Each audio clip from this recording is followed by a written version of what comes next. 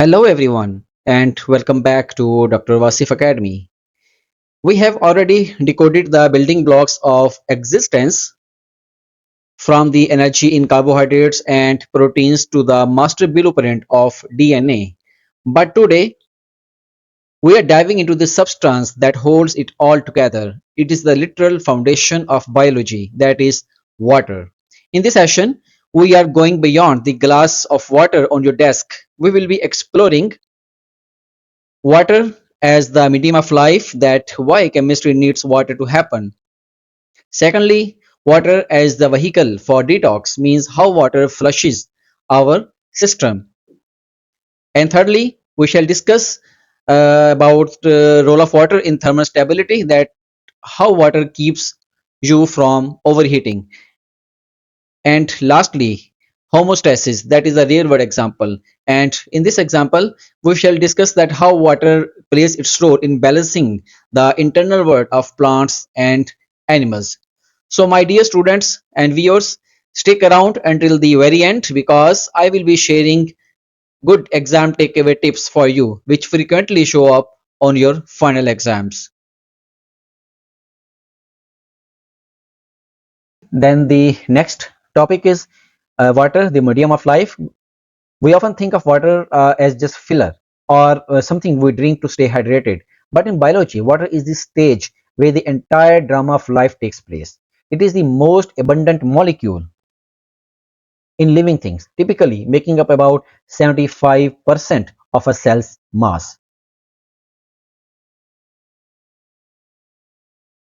Its most important role is being the universal solvent.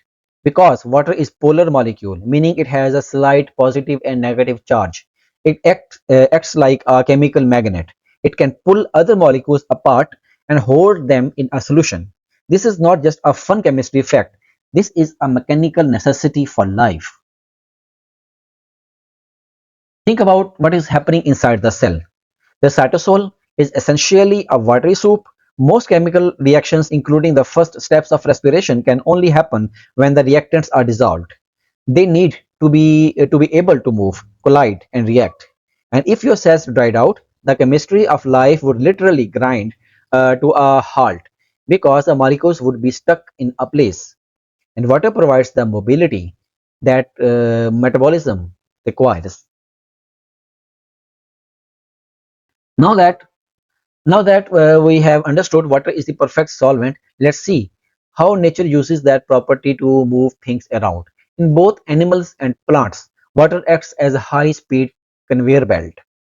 In the animal kingdom, look no further than your own blood plasma. It is approximately 92% water. Blood plasma is approximately 92% water. Because it is a liquid, it can dissolve and carry everything you need to survive. It transports nutrients like glucose and amino acids from your gut to your cells. Further of this, it carries waste like urea to your kidneys, and it delivers chemical messengers or hormones to your target organs. Without water, these molecules would have no way to reach their destination. Like animals, plants have also mastered in this function. Inside the xylem, there is a continuous column of water that pulls dissolved minerals like magnesium and nitrates from the roots all the way up to the highest leaves. Okay, so meanwhile, the phloem carries a watery sap full of sucrose and amino acids, which is the plant's food, from coming from the roots to its fruits. So when a question asks why water is important for transport, there is a specific keyword examiners look for. Always, you should always say substances dissolve in water, allowing them to be moved by mass flow. And if they ask why it is such a good solvent, the answer is water polarity. Because water has a slight positive charge on one side and a slight negative charge on the other side, it can attract, surround, and separate ions and other polar molecules, keeping them in solution. Up till now, we have treated water like the room where the party happens. But in this slide, water becomes a direct participant. It is an active reactant in the chemical reactions that sustain life. If you take away the water, the chemical factory of the cell does not just lose its transport, it shuts down completely. The most famous example of this is photosynthesis. Inside the chloroplast of a green plant, water is not just sitting there. It is a primary raw material. During a process called photolysis, the plant uses light energy to literally rip water molecules apart. The hydrogen from that water is then combined with carbon dioxide to build glucose, the high energy sugar, which is a high energy sugar, okay, which the plant uses for its food. The oxygen we breathe, okay, this is simply the byproduct left over from splitting those water molecules. So look at this question, okay, this equation. Six carbon dioxide molecules react with six molecules of water in the presence of sunlight, okay, then one molecule of glucose and six molecules of oxygen are generated. So without those six molecules of water, the entire process of building glucose stops. If there is no water, it means there is no sugar. No sugar means no energy, and that means there is no life. As we have seen how water helps build glucose in plants, but in the animal kingdom, water is the primary tool for tearing things down. This happens through a process called hydrolysis. The name tells you exactly what is happening. Hydro means water and lysis means to split. In your digestive system, enzymes use water molecules as a pair of chemical scissors to snip the bonds of large polymers. For example, when you digest a disaccharide like maltose, your enzymes add a molecule of water to the bond. This snip breaks the maltose down into two simple glucose molecules. What will be the result? The result will be large insoluble food that would just sit in your gut become small soluble units that can finally be absorbed into your blood. As a tip for you, for your exam, you must be able to distinguish between hydrolysis and condensation. This is a classic compare and contrast question. Hydrolysis, you are adding water to break a bond, like digestion, okay? But in condensation, you are removing water to create a bond, like building proteins or growing new tissues. And here is a final tip for your theory paper. If you are asked where a plant gets its oxygen from, do not say the air. The answer is a splitting of water molecules during photosynthesis. Water is the source of the oxygen we breathe.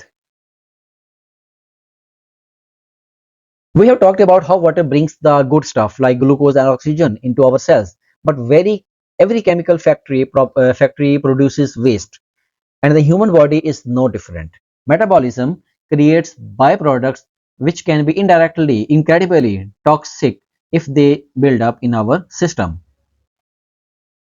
Water is the primary vehicle for safely flushing these waste out of our system. Again, it all comes back to that one superpower, that is solvency.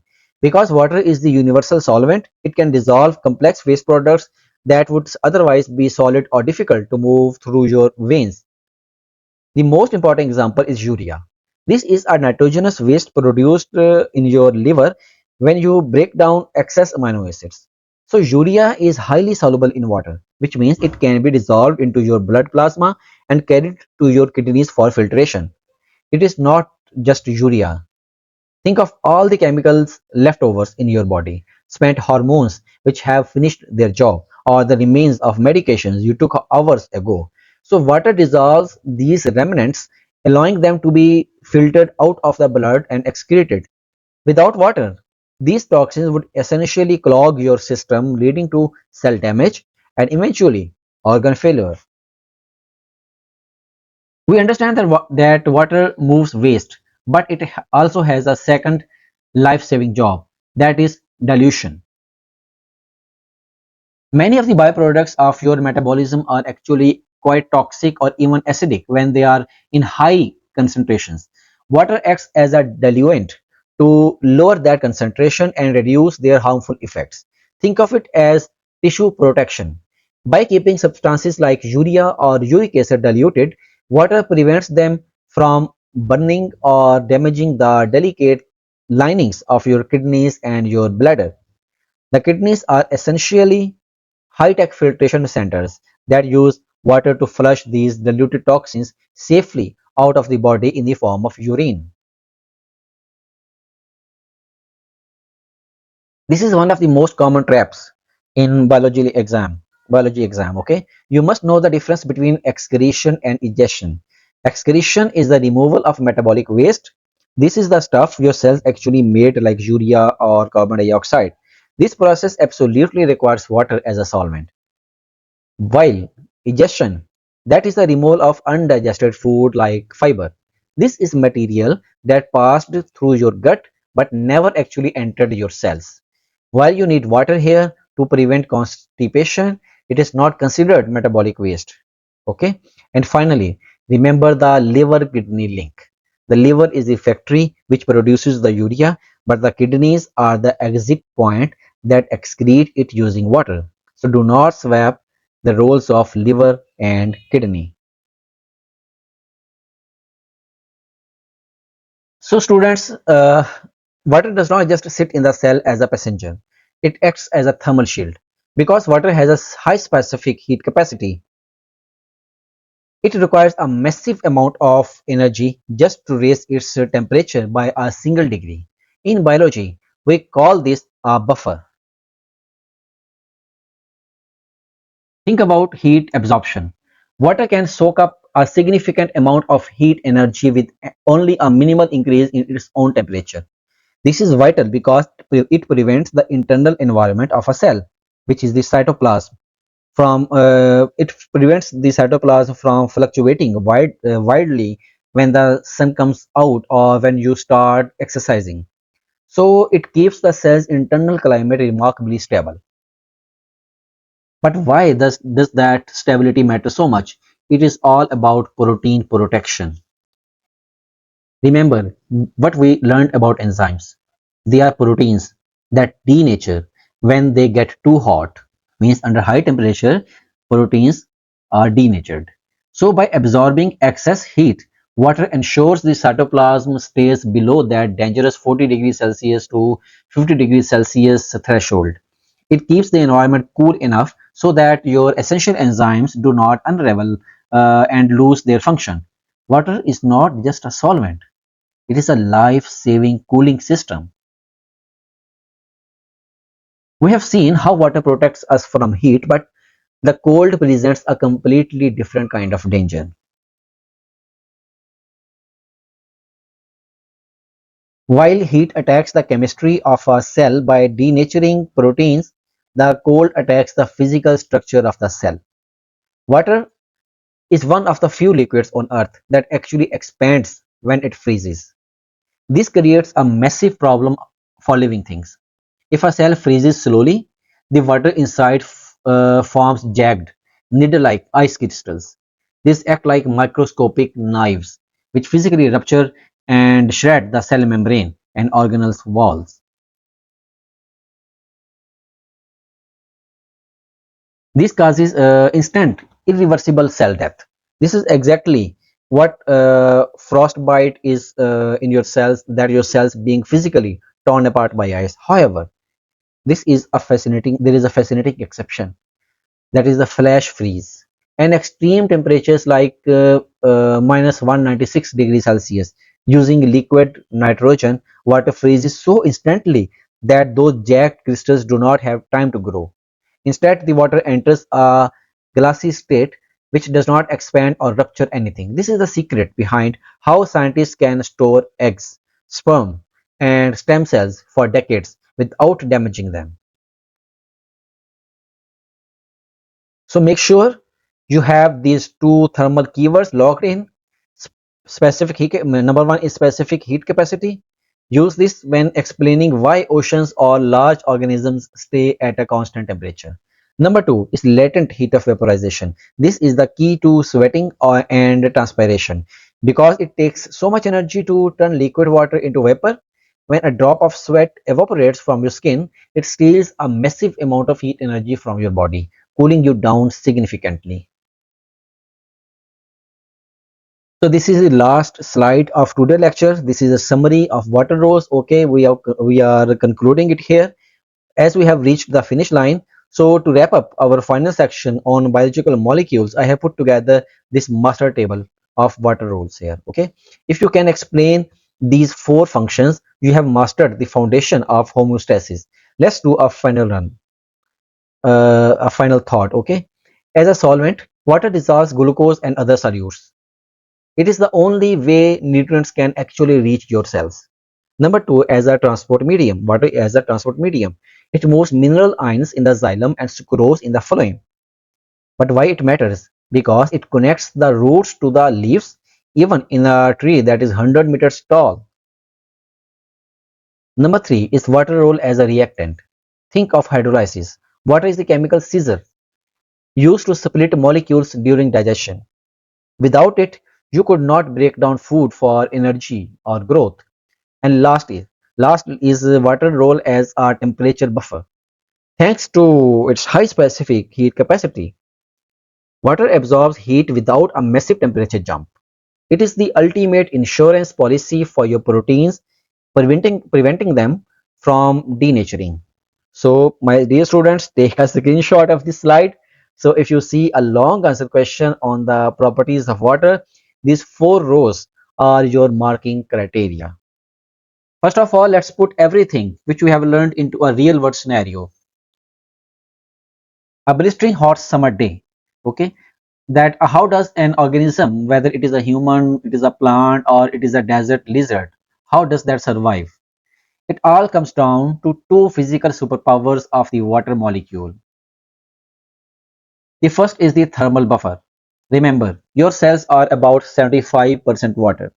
This gives you a massive thermal mass.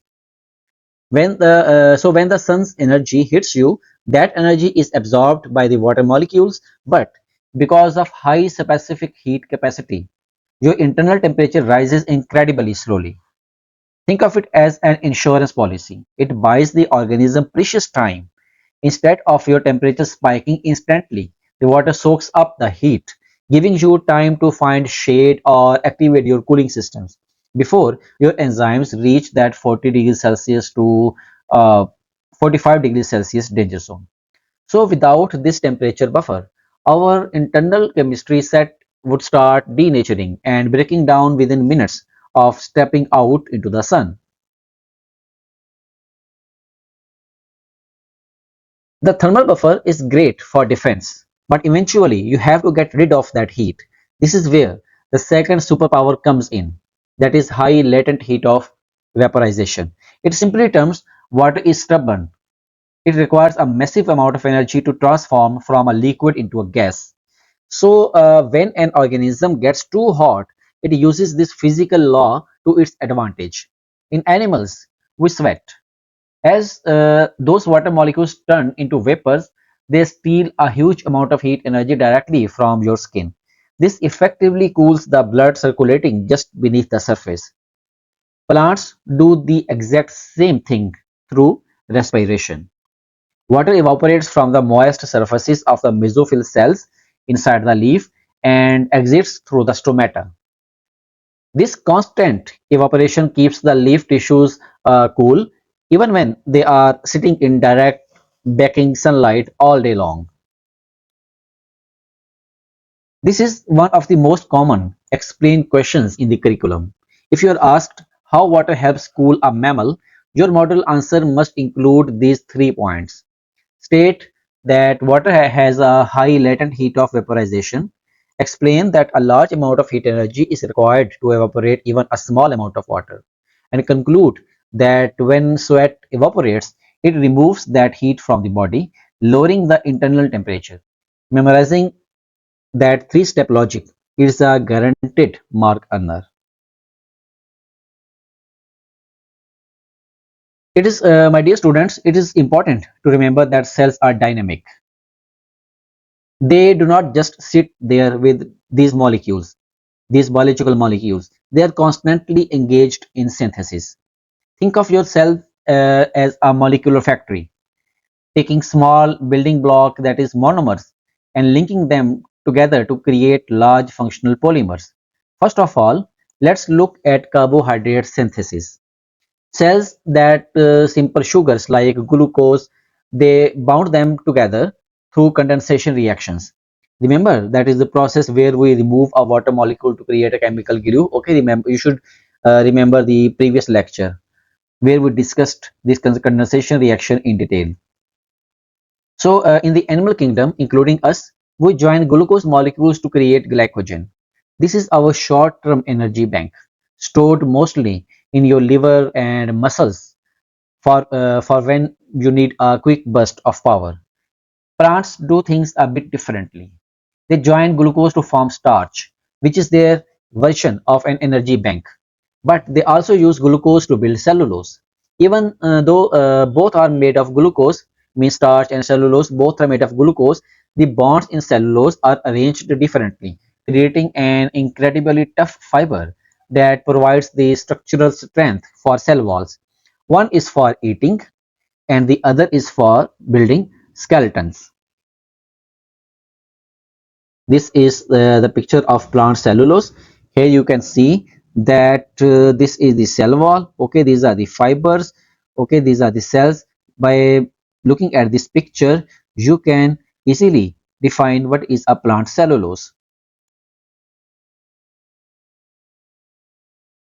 Think of your cells not just as containers, but as active assemblers. In biology, we call this the construction phase, or more technically, anabolism. This is the process of linking those small building block monomers into the massive functional polymers which make life possible. As we have seen how carbohydrates are built joining glucose into glycogen for animals or starch and cellulose for plants. But the most complex assembly line in the factory is protein synthesis.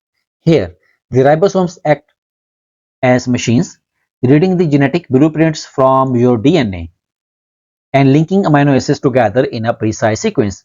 Then what is the result? The result is long polypeptide chains that fold into the enzymes, antibodies, and muscle fibers, which do the cell's heavy lifting. After this, we have lipid synthesis. Cells do not just find fat, they manufacture it for long-term storage and structure. The recipe is very simple. Take one glycerol molecule and click on three fatty acid chains. This creates triglycerides for insulation or phospholipids, which are the essential building blocks for every single membrane in your body. As a tip for you, there is a common thread here that examiners love. Whether you are building a carbohydrate, a protein, or a lipid, the reaction is almost always a condensation reaction. So what is the key fact? Every time a bond is formed, one molecule of water is released. Okay, so synthesis is endergonic. That is endergonic. Just like you can't build a house without power tools, the cell must spend energy in the form of ATP, that is energy currency. Okay, so the cells must spend ATP to build these large molecules. If there is no ATP, then there is no construction. In the previous slides, we saw how cells build molecules from scratch. But cells are also master of interchangeability. They do not just follow one path. They are a repurposing plant. Okay. If you eat too much of one nutrient or not enough of another, your cells can actually transform one type of molecule into another to meet the body's immediate demands. First of all, let's look at a very common conversion in animal cells, that is carbohydrates to lipids. When you consume more glucose than your liver and muscle can store as glycogen, your cells do not just throw that energy away. Instead, they convert the excess glucose into triglycerides, what we call body fat. It is a highly efficient way to pack a massive amount of energy into a very small space for the long term. It also works in the reverse, that is lipids conversion to carbohydrates. So during heavy exercise or fasting, your body breaks down those fat stores. The glycerol part of the fat can be fed back into metabolic pathways to produce glucose or be used directly to generate ATP. Finally, there is the emergency route, that is proteins conversion to carbohydrates. In extreme cases like starvation or very low carbohydrate diets, your body cannot let your brain run out of fuel. It takes amino acids and performs a process called diminution. Okay, or diminution. It strips away the nitrogen and turns the remaining carbon skeleton into sugar. Now here is a question for you. Why nitrogen is stripped? Means why nitrogen is excluded to form sugar? Okay, I am very hopeful you can answer this question into the comment box. Okay, so when nitrogen is stripped and sugar is formed, it is expensive for the body to perform this function, but this is a vital survival mechanism. As we have talked about how the cell is a master at repurposing molecules, but there is one major one-way street in animal biology that you must remember for your exams. While your body is incredibly clever, it cannot perform magic. We can turn protein into sugar, but we cannot turn sugar or fat back into protein. The reason is very simple, okay? That is a simple chemistry based example reason. Carbohydrates and lipids only contain carbon, hydrogen, and oxygen, but proteins require nitrogen. Since animals cannot fix nitrogen from the air or manufacture it from scratch, we have a hard limitation. We must eat protein to get the nitrogen required to build our own muscles, enzymes, and DNA. So if you do not eat it, your molecular factory simply does not have the raw materials to build the machinery of life. So students, look out for these two high yielding topics. The number one is deamination. This happens in the liver. It is a process where the nitrogen containing part of an amino acid is stripped away and turned into urea, which you then excrete in your urine. This allows the rest of the molecule to be used as a carbon skeleton for energy. And number two is essential amino acids. So in your exams, you will see the term essential. This does not mean they are more important than others. It means your body cannot make them. You must get them from your diet or the factory line stops. To finish our journey through biological molecules, we have to acknowledge the master chemist of the natural world. Okay, first of all, the plants. So while we means humans or animals are essentially repackagers of molecule we have already eaten, plants are true creators. They build complex life from simple inorganic ingredients. So let's look at the producer advantage. While we have to ingest our glucose by eating other organisms, plants build their from scratch using sunlight, carbon dioxide, and water. But here is the most impressive part. Remember that nitrogen wall we talked about earlier. Okay, animals hit a dead end because we cannot make amino acids because without eating proteins. Plants do not have that problem. They take the sugars they make during the process of photosynthesis and combine them with nitrates absorbed with which is absorbed from the soil to build their own amino acids. So through this process, they can make their own amino acids. But we as a human, we as an animal, we have to take in amino acids. Okay, we have to take in proteins because we cannot make nitrates. So this process in plants, it leads to different storage and structural strategies. We store energy as glycogen while plants use starch. And while animals rely on proteins and minerals like calcium for structure, plants build the most abundant organic polymer on earth, that is cellulose. So every time you see a towering tree, you are looking at a massive monument to glucose molecules being linked together into structural armor.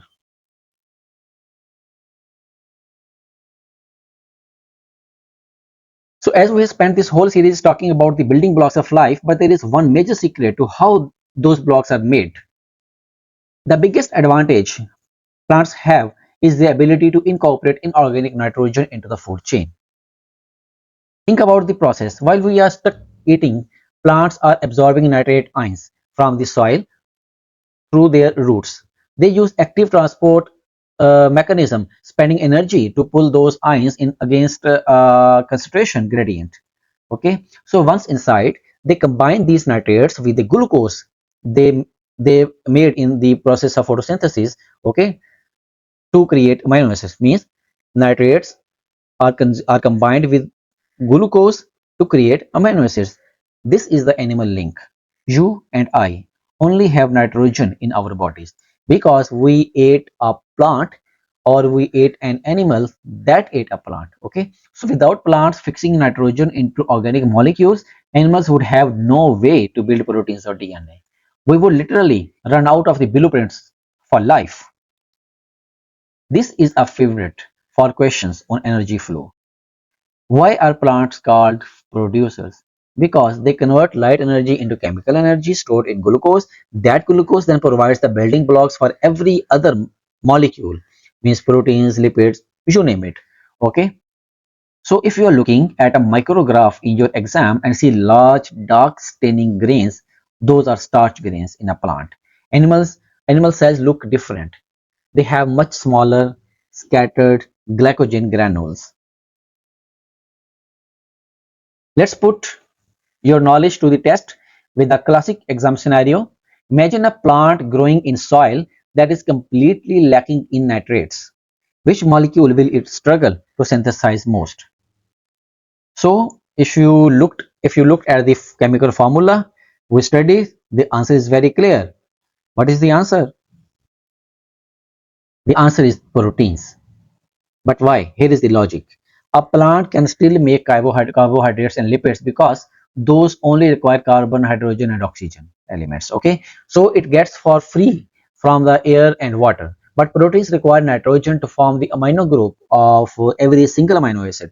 No nitrates in the soil means no amino acids, and no amino acids means the factory stops producing proteins. The consequences are devastating for the plant. First of all, you will see stunted plant growth. Without enzymes to run metabolism or structural proteins to build new cells, the plant simply stops getting bigger. And the second one, what will be second result? That is chlorosis. Because the chlorophyll molecule itself contains nitrogen, the leaves turn a sickly yellow as they lose their ability to photosynthesize. So students, examiners love to compare these two mineral deficiencies, nitrates and magnesium. Nitrates it is required for proteins, okay, and its deficiency leads to stunted growth and general yellowing of the plant. And the magnesium that is required to make chlorophyll, and its deficiency means the deficiency of magnesium leads to yellowing between the veins while the veins stay green. Now you have understood the difference, and now you will pick up very easily good marks in your exam. Okay, my dear students, with this discussion and exam tip, today lecture is concluded. If you have any question or query, you can freely ask in the comment section.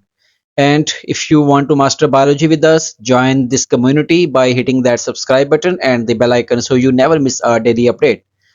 At the end, I say you all best of luck for your learning and your exam preparation. And thank you for attending this lecture. Goodbye.